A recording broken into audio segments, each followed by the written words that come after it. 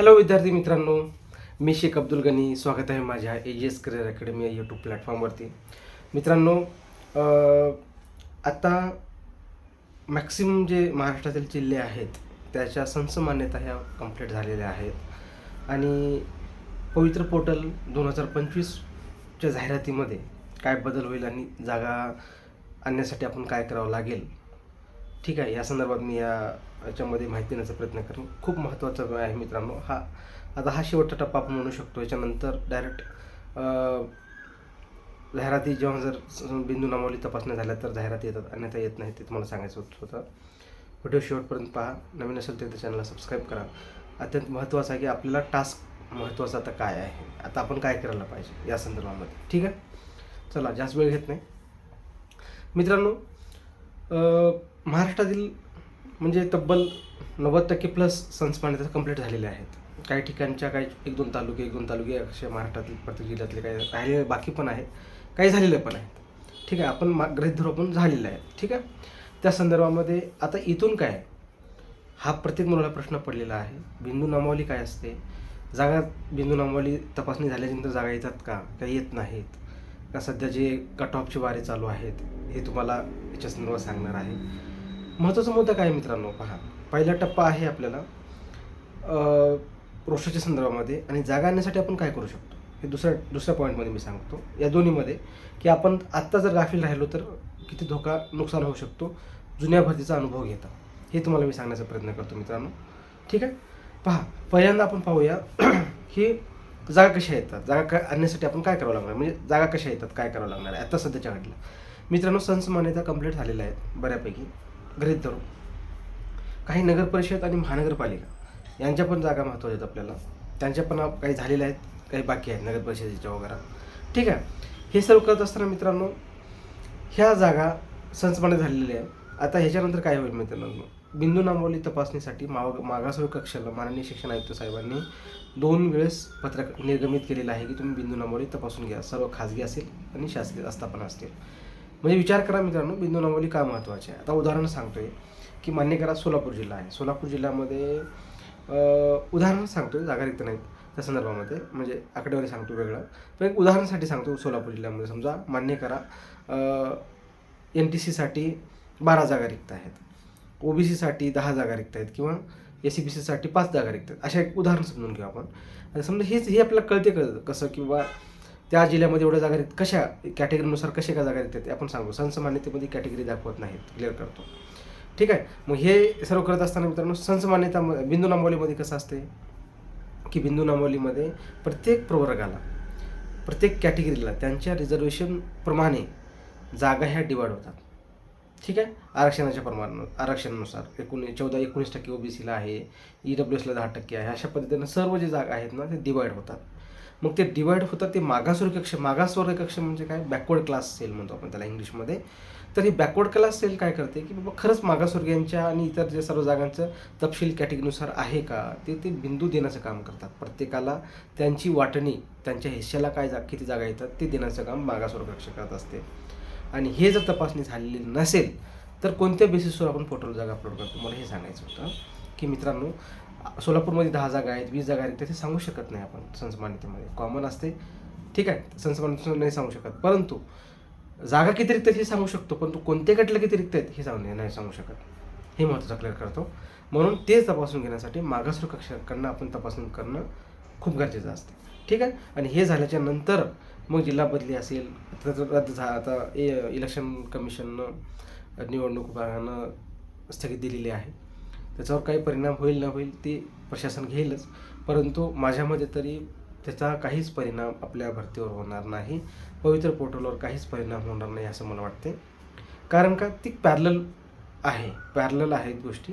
ते पॅरलल गोष्टी असल्यामुळे मित्रांनो त्याचा काही परिणाम होणार नाही असं मला वाटतं. आणि अधिकारी पण याच्यावर काही परिणाम होऊन देणार पण नाहीत, कारण का एक सुकाणू समिती जी आहे ती पोर्टलचं काम करत आहे, त्यांच्या पद्धतीनं काम करत आहे. त्याचा परिणाम याच्यावर न होऊ देता जास्त ट्रान्सपरंट कसं होईल हे पाहत आहे. पुण्यात आम्ही जेव्हा ह्या सुकाणू समितीच्या वर अधिकाऱ्यांशी जेव्हा भेटलो तेव्हा खूप समाधान भेटलेलं आहे की कामाच्या संदर्भामध्ये. मित्रांनो आता हे झालं बिंदू नामावली का महत्त्वाची आहे. ठीक आहे. बिंदू नामावली जर नसेल तर जागा येतच नाहीत. आत्ता आपल्यावर जबाबदारी काय आहे ते मी तुम्हाला सांगणार आहे, अत्यंत महत्त्वाचं आहे. मी काय तुम्हाला दुसऱ्यांसारखं फेक कट ऑफ, खूप कमी कट ऑफ येईल किंवा खूप तुम्ही तुमचा सेफ स्कोर आहे असं काही मी तुम्हाला भूल तापा देणार नाही. मी स्पष्ट बोलणारा माणूस आहे. आज तुम्हाला आवडत नाही मला 100% माहिती आहे, कारण तुमच्या मनासारखं जर काही बोललं तर तुम्हाला आवडणार हे एक ह्युमन टेंडन्सी असतेच, सर्वांचीच असते. त्यामुळं सत्य पसरवण्याची पण ताकद ठेवा असं मला सांगायचं आहे. सत्य जे सत्यच असणार आहे, त्याला काही लपवता येणार नाही. ठीक आहे. सेकंड फेजमध्ये बिंदू नामावली तपासणी न झाल्यामुळं जागा आलेल्या नाहीत. सेकंड फेजच्या मुलांना विचारा तुम्ही जेवढं मजाकमध्ये घेता ना तेवढी मजाकची भरती नाही आहे. मला एवढंच सांगतो आहे. घरी बसून फक्त कमेंट करणं ह्या गोष्टी तुम्हाला खूप भारी वाटतात, पण रिॲलिटी खूप वेगळी आहे. ठीक आहे. झोपेचे सोंग घेणं झालं असेल तर थोडंसं आता झोपेतनं उठा, जागेसाठी प्रयत्न करा, तर तुमच्या जिल्ह्यात जागा येतील आणि तुम्ही लागणार. तुमच्या जिल्ह्यात होईल, तुमच्या जागेत बिंदू नामावली झालेली नाही आणि जागाच आल्या नाही तर तुम्ही कोणत्या जिल्ह्यात कसं काय लागणार, हा एक माझा प्रश्न आहे. त्यामुळे 160वाला पण सेफ नाही मित्रांनो तुमच्या जिल्ह्यामध्ये लागण्यासाठी. तुम्ही 160 मार्क घेऊन जर रत्नागिरी, रायगड, गडचिरोलीला जात असेल तर मग तुमच्या 160 मार्क घेण्याला काय अर्थ आहे, एवढं मला सांगायचं. ठीक आहे. थोडा तो विषयांतर झाला. आता महत्त्वाचा मुद्दा काय? महत्त्वाचा मुद्दा असा आहे की आता आपण काय करायला पाहिजे, जबाबदारी काय आहे. मित्रांनो, उर्दू माध्यमाची मुलं टीमवर्क आम्ही काम करतो आहे, त्याच्यासोबत मी जोडलेला आहे. त्याच्यामध्ये मित्रांनो हे येत्या काही दिवसामध्ये आम्ही फोकसमध्ये येत नाही, कुठं टाकत नाही, फक्त आमच्या उर्दू माध्यमाच्या ग्रुपवर टाकत असतो. अकोला असेल, अमरावती असेल, नागपूर असेल, कोल्हापूर आहे, सांगली आहे, सातारा आहे. ठीक आहे. इथले सर्व आस्थापना असतील, महानगरपालिका असतील, नगरपरिषद असतील आणि जिल्हा परिषद पण असतील.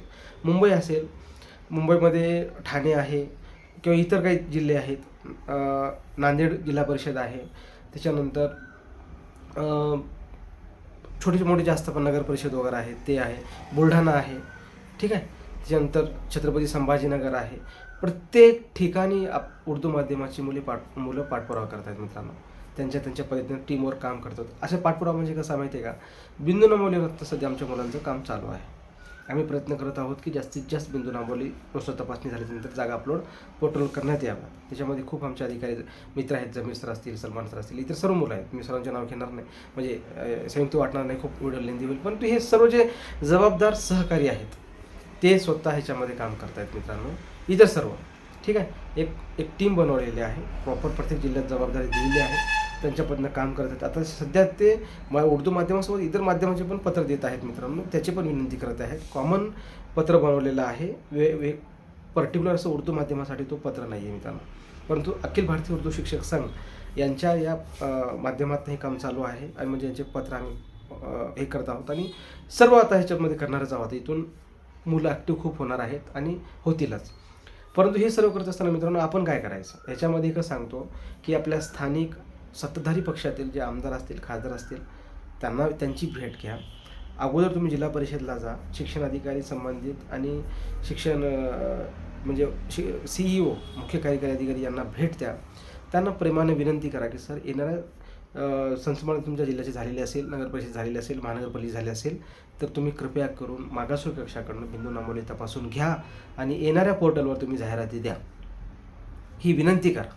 जर याच्यामध्ये खूप मुलांना अनुभव पण निगेटिव्ह आलेले आहेत मित्रांनो. शिक्षण अधिकारी 31 मे 2026पर्यंतच्या रिटायरमेंटच्या जागा द्यायला तयार नाहीत. आम्ही आमचं बघू, तुम्हाला जे करायचं तुम्ही फक्त निवांत बसा, आम्ही आम्हाला काय करायचं करतो, आम्ही आमच्या पद्धतीनं करतो.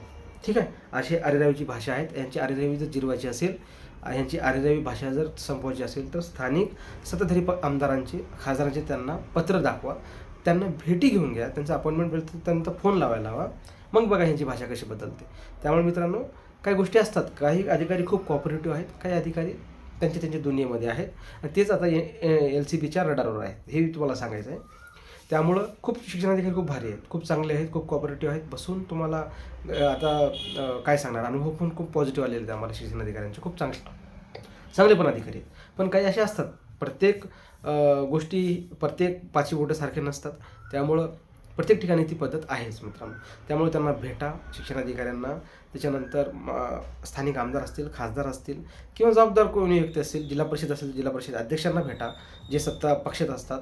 मग त्यांना भेटून शिक्षणाधिकाऱ्यांना विनंती करायला, म्हणजे त्यांना सांगायला हवं की बाबा जागेच्या संदर्भामध्ये रोस्टर क्लिअर करून घेणं का महत्त्वाचं आहे आणि जागा देणं का महत्त्वाचं आहे, हे एवढं मला सांगायचं होतं. अजून दुसरा मुद्दा मित्रांनो, हे सर्व करत असताना प्रत्येक वेळेस टीम बनवून जा, 4-4 मुलं, नवीन मुलं जा, एकच मुलं बार जाऊ नका, एवढं मला सांगायचं आहे. म्हणजे काय होते माहिती आहे का, एक प्रभाव पडतो. मी असं नाही म्हणत की एकच संघटना काम करते. प्रत्येक संघटनेच्या पदाधिकाऱ्यांना, प्रत्येक संघटनेच्या अध्यक्षांना, प्रत्येक संघटनेच्या जबाबदार व्यक्तींना विनंती करतो की तुम्ही आता सध्या बिंदू नमवलीवर काम करा, रोस्टरवर काम करा, तरच जागा येतील. फक्त ह्याचे काहीतरी निगेटिव्ह काढणं, त्याचं काहीतरी निगेटिव्ह काढणं, हे राजकारण तुम्ही आता बंद करा. विद्यार्थ्यांना गृहीत धरणं बंद करा. आता मुलं जास्तीत जास्त कसे लागतील याच्यावर काम करा. कारण का खूप महत्त्वाचा विषय आहे मित्रांनो. आता जर आपण गाफील राहिलो तर आपण स्वतःला कधी माफ करून घेणार नाही. कारण का बिंदू नामावली तपासणी झाली नसेल तर जागा अपलोड करू शकत नाही, हा नियम आहे. जसं तुम्ही D.Ed B.Ed केलं तर शिक्षक होऊ शकता, अन्यथा शिक्षक होऊ शकत नाही. शिक्षक होणार पण ते नियमात बसत नाही. त्याच पद्धतीनं जर बिंदू नामावली तपासणी नाही झाली तर तुम्ही शिक्षक म्हणजे रोस्टर तपासणी नाही झाली तर तुम्ही जिल्हा परिषद जागा अपलोडच करू शकत नाही. हा नियम आहे मित्रांनो.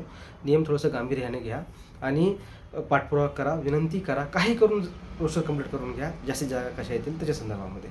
अन्यथा काही खरं नाही. सेकंड फेजमध्ये जी मुलांची हाल झालेली आहे, खूप जागा येतो म्हटलं जागा आली नाही, त्याचं कारण आहे बिंदू नामावली तपासणी न झाल्यामुळे जागा आलेल्या नाहीत, हे तुम्हाला क्लिअर करतोय. आणि आत्ता सध्या बिंदू नामावलीवर काम करणं खूप गरजेचं आहे, तर जागा येतील, अन्यथा काही खरं नाही. मी निगेटिव्ह बनवत नाही, जे सत्य आहे ते सांगत असतो मित्रांनो. कारण का ह्याच्यावरच पण काम करणं गरजेचं आहे. सर्व क्लासेसवाल्यांना, सर्व जे तुम्हाला लोक फॉलो करतात, सर्व संघटनावाल्यांना विनंती करतो की तुम्ही सध्या याच्यावर बोला आणि सर्वांना मुलांना याच्या संदर्भात गाईड करा की बिंदू नामावली काय असते, सर्व गोष्टी तुम्ही सांगत चला. आम्ही तर सांगतच असतो, पण सध्या हा शेवटचा टप्पा आहे. ह्याच्यानंतर आता हे पोर्टल कधी सुरू होईल ते आता आपल्यासाठी सुरू होणार नाही. मला हे सांगतो, जेव्हा मी सुरू होईल ना ते आपल्यासाठी नसते, ती संस्थांसाठी असते, आस्थापनासाठी असते. ठीक आहे. आणि हे आस्थापनावर सुरू झाल्याच्या नंतर ते त्याच्यावर जाहिराती देतील बिंदू नामावली तपासण्यासाठी. बिंदू नामावली काय माहिती आहे का मित्रांनो, बिंदू नामावली एका पद्धतीत होत नाही. उदाहरण सांगतो, पुणे जिल्हा परिषदमध्ये 9,000 जवळपास शिक्षकाचा एक आकृतीबंध असतो आणि ती बिंदू नामावली पाठवणं म्हणजे त्यांना एक पुणे जिल्हा परिषदेची बिंदू नामावली तपासण्यासाठी मागासवर्ग कक्षाला 3 दिवस लागतात.